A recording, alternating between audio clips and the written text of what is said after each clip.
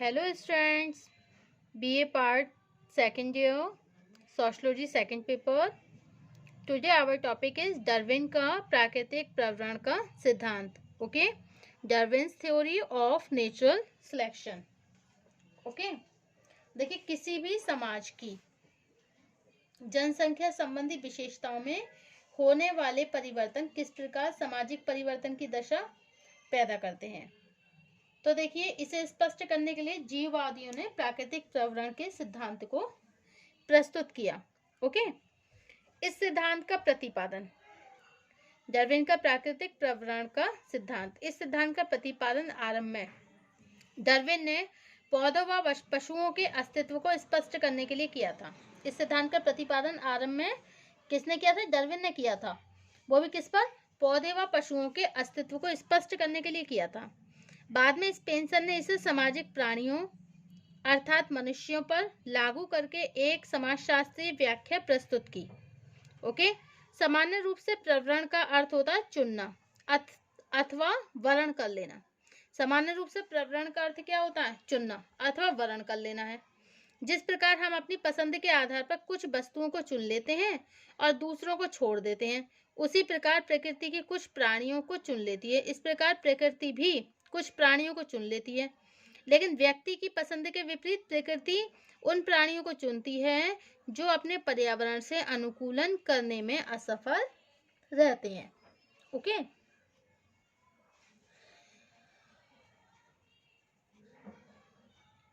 जो अपने पर्यावरण से अनुकूलन करने में असफल रहते हैं. इस आधार पर जिस वर्ड ने डार्विन के विचार को स्पष्ट करते हुए लिखा है कि प्रवरण सामान्य रूप से वह क्रिया अथवा प्रक्रिया है जिसके द्वारा कुछ नियमों अथवा उद्देश्यों के अनुसार कुछ वस्तुओं को रख लिया जाता है अथवा उन्हें विकसित किया जाता है, जबकि अन्य वस्तुओं को पृथक कर दिया जाता है. तो देखिए ये जो डार्विन का theory of the natural selection में इस सिद्धांत का प्रतिपादन आरंभ में किसने किया था? डार्विन ने किया था. ठीक है, किस पर किया था? पौधे और पशुओं के अस्तित्व को स्पष्ट करने के लिए किया था. बाद में कौन आए? स्पेंसर ने क्या किया? स्पेंसर ने देखिए सामाजिक प्राणियों अर्थात मनुष्य पर लागू करके एक समाजशास्त्रीय व्याख्या प्रस्तुत करी इन्होंने. सामान्य रूप से प्रवरण का अर्थ क्या होता है? बताइए क्या होता है प्रवरण का? प्रवरण का अर्थ होता है चुनना, किसी को चूज करना अथवा वर्ण कर लेना. ओके, तो प्रवरण का अर्थ होता है चुनना अथवा वर्ण कर लेना. ओके, जिस प्रकार अपनी पसंद के आधार पर कुछ वस्तुओं को चुन लेते हैं, जैसा कि आपने भी देखा होगा.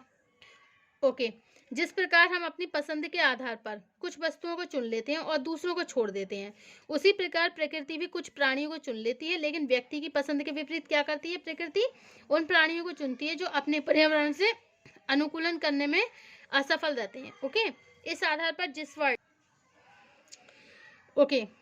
तो उसी प्रकार प्रकृति भी कुछ प्राणियों को चुन लेती है, लेकिन व्यक्ति की पसंद के विपरीत प्रकृति उन प्राणियों को चुनती है जो अपने पर्यावरण से अनुकूलन करने में असफल रहते हैं.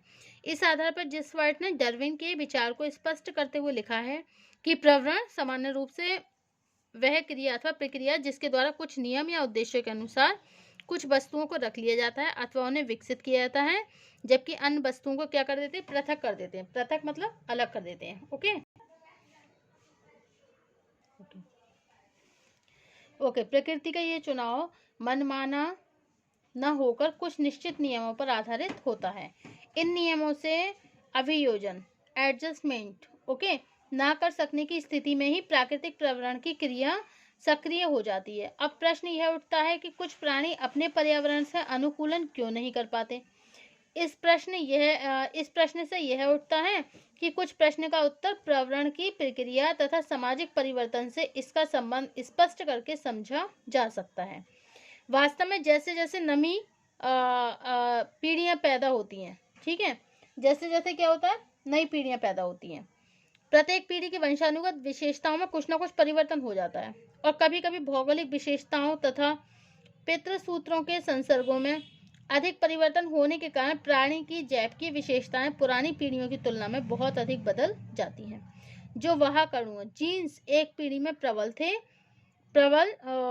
हो सकते हैं, वर्तमान पीढ़ी में वे सब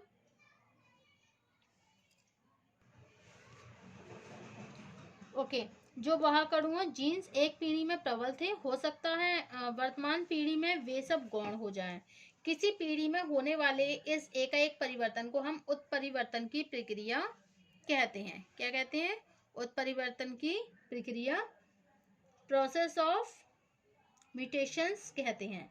यह संभव है कि वहाकड़ुओं में होने वाले इस एकाएक परिवर्तन से प्राणी अपने भौतिक पर्यावरण से पहले से भी अधिक अनुकूलन करने के योग्य हो जाएं, लेकिन प्रत्येक परिवर्तन को इस योग्य नहीं बनाता। कभी कभी उत्परिवर्तन के फलस्वरूप ऐसे दुर्बल और दोषपूर्ण प्राणियों का जन्म होता है जो प्रकृति से अनुकूलन करने में बिल्कुल असमर्थ हो जाते हैं। ओके, कैसे हो जाते हैं? बिल्कुल असमर्थ हो जाते हैं, और जो प्रकृति का अनुकूलन करने में बिल्कुल असमर्थ होते हैं, यहीं पर प्राकृतिक प्रवरण का सिद्धांत उन पर लागू हो जाता है। प्रवरण की प्रक्रिया दो रूपों में अपना कार्य करती है। कितने रूपों में कार्य करती है? ये जो प्रवरण की प्रक्रिया दो रूपों में अपना कार्य करती है, निःसरण तथा विलयन। किसमें करती है? निःसरण तथा विलयन। ओके, निःसरण तथा विलयन। ओके, प्रवरण की प्रक्रिया को दो रूपों में प्रवरण की प्रक्रिया दो रूपों में अपना कार्य करती है।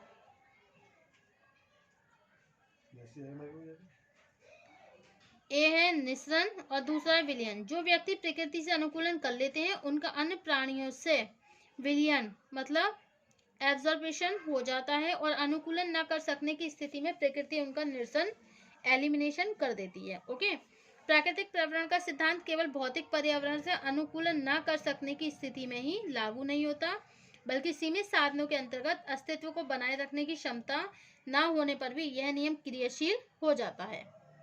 प्रत्येक प्राणी, विशेषकर छोटे जंतु जो हजारों की संख्या में अंडे देते हैं, तब तक अपना भोजन प्राप्त नहीं कर सकते जब तक वे अस्तित्व के लिए होने वाले संघर्ष में विजयी न हो जाएं। इस प्रकार प्राकृतिक प्रवरण का सिद्धांत अस्तित्व के लिए संघर्ष में योग्यतम प्राणी के अतिजीवन, survival of fittest, survival of fittest in the struggle for existence की धारणा से घनिष्ठ रूप से संबंधित हैं। घनिष्ठ रूप से संबंधित है, जिसे निम्नांकित रूप से समझा जा सकता है। ओके, अब नेक्स्ट क्या है आपका? ओके, अस्तित्व के लिए संघर्ष की तीन प्रक्रिया होती हैं। ओके, ए है प्राणी का प्राकृतिक परिस्थितियों से संघर्ष, बी है मनुष्य तथा अन्य प्राणियों में होने वाला संघर्ष, और सी क्या है? समान प्रकार के प्राणियों के बीच होने वाला पारस्परिक संघर्ष। देखिए, सर्वप्रथम जो प्राणी अपनी प्राकृतिक दशाओं से अनुकूलन नहीं कर पाता वह संघर्ष में हार जाता है, और इसलिए प्रकृति उसका निरसन कर देती है। ठीक है, अधिक ठंड, अधिक गर्मी, शारीरिक शक्ति में कमी होने के कारण होने वाली मृत्यु इस प्रकार के निरसन के उदाहरण हैं। कुछ संघर्ष मनुष्य और अन्य प्राणियों के बीच होते हैं, जैसे एक रोगी और रोग के कीटाणुओं के बीच होने वाला संघर्ष। यदि इस संघर्ष में मनुष्य विजयी होता है, तब प्रकृति रोग के कीटाणुओं का बीच होने वाला संघर्ष, मतलब अगर प्रकृति रोग और कीटाणुओं के बीच जो भी संघर्ष होता है, वो प्रकृति रोग के कीटाणुओं का निरसन कर देती है, और कीटाणुओं की विजय होने पर मनुष्य की मृत्यु हो जाती है। ठीक है, तीसरी श्रेणी का संघर्ष समान प्रकार के जीवित प्राणियों के बीच होता है। उदाहरण के लिए, प्रत्येक मनुष्य जीवन के संघर्ष समान प्रकार के जीवित प्राणियों के बीच होता है। उदाहरण के लिए, प्रत्येक मनुष्य जीवन के विभिन्न साधनों को प्राप्त करने का प्रयत्न करता है, और इस संघर्ष में वे भी विजय हो जाते हैं जो जीवित रहने के लिए सबसे अधिक योग्य होते हैं। यह संघर्ष पशु और पक्षियों में भी इस प्रकार देखा जा सकता है। इससे स्पष्ट है कि अस्तित्व के लिए संघर्ष की प्रक्रिया में हारने वाले प्राणी का प्राकृतिक प्रवरण के सिद्धांत के अनुसार निरसन हो जाता है, जबकि इसमें विजयी होने वाले प्राणी को प्रकृति जीवित रहने के लिए छोड़ देती है। ओके, अब देखिए, ये ध्यान रखना चाहिए कि प्राकृतिक प्रवरण की प्रक्रिया केवल मृत्यु दर द्वारा ही प्राणियों को प्रभावित करती है। इसका जन्म दर पर कोई नियंत्रण नहीं होता है। ऐसा होना स्वाभाविक भी है, क्योंकि जन्म के बाद प्राणी के सामने अनुकूलन का प्रश्न उठता है, इससे पहले नहीं। इस प्रकार यह निष्कर्ष निकलता है कि प्राकृतिक प्रवरण की प्रक्रिया मृत्यु दर के द्वारा उन प्राणियों का निरसन कर देती है जो अस्तित्व के लिए संघर्ष में अयोग्य सिद्ध होते हैं। ठीक है, जबकि जीवित रहने के लिए योग्यतम प्राणी को यह स्वतंत्र छोड़ देती है। और इस संबंध में ध्यान रखना जरूरी है कि डार्विन ने प्राकृतिक प्रवरण की प्रक्रिया के आधार पर ही उत्विकास का सिद्धांत, प्रिंसिपल ऑफ इवोल्यूशन, प्रस्तुत किया। डार्विन के अनुसार समाज तथा प्राणियों के बीच होने वाला परिवर्तन उत्विकास के रूप में ही होता है तथा इसका अस्तित्व के लिए होने वाले संघर्ष में प्रत्यक्ष संबंध है। उन्होंने उत्विकास की 3 प्रमुख विशेषताओं पर बल दिया। फर्स्ट है, उत्विकास अनेक स्तरों के द्वारा होने वाला एक क्रमिक परिवर्तन है। सेकंड, यह परिवर्तन प्राणी की कुछ आंतरिक विशेषताओं के कारण स्वयं होता जाता है। और थर्ड है, यह सरलता से जटिलता की ओर होने वाला परिवर्तन है। ओके, अब है जैविकीय कारकों के प्रभाव का मूल्यांकन। देखिए, वर्तमान युग में मतलब evolution of the impact of the biological factors. Next point है आपका, वर्तमान युग में सामाजिक परिवर्तन के एक कारक के रूप में जैविकीय दशाओं का प्रभाव तेजी से कम होता जा रहा है। यही कारण है आज अनेक विद्वान सामाजिक परिवर्तन की विवेचना में जैविकीय कारकों को कोई महत्व नहीं देते। निम्नांकित दशाओं के संदर्भ में जैविकीय कारकों तथा इनसे संबंधित विचारों के दोषों को सरलता से समझा जा सकता है। वर्तमान युग में मनुष्य प्रकृति का केवल दास नहीं बल्कि अपनी बुद्धि, बल और नए आविष्कारों के द्वारा उसने एक नई संस्कृति को विकसित किया है। ओके, नेक्स्ट, ऑकवर्न ने भी लिखा है कि मानव समाज में मृत्यु दर केवल प्राकृतिक दशाओं से प्रभावित नहीं होती है। जैसे जैसे चिकित्सा विज्ञान में प्रगति होती है, मनुष्य प्रकृति से संघर्ष करने में अधिक सक्षम होता जा रहा है। नेक्स्ट है, अकॉर्डिंग टू मैकआइवर पेज ने भी क्या कहा है कि सामाजिक परिवर्तन की विवेचना में प्राकृतिक प्रवरण का सिद्धांत बिल्कुल अनुपयुक्त है। कैसा है? बिल्कुल अनुपयुक्त है। जैसा कि अकॉर्डिंग टू जिसवर्ट, selection in general is the act of process by which, in accordance with a given norm or end, certain things are retained or promoted and other discarded. Okay, according to जिसवर्ट ने क्या कहा है?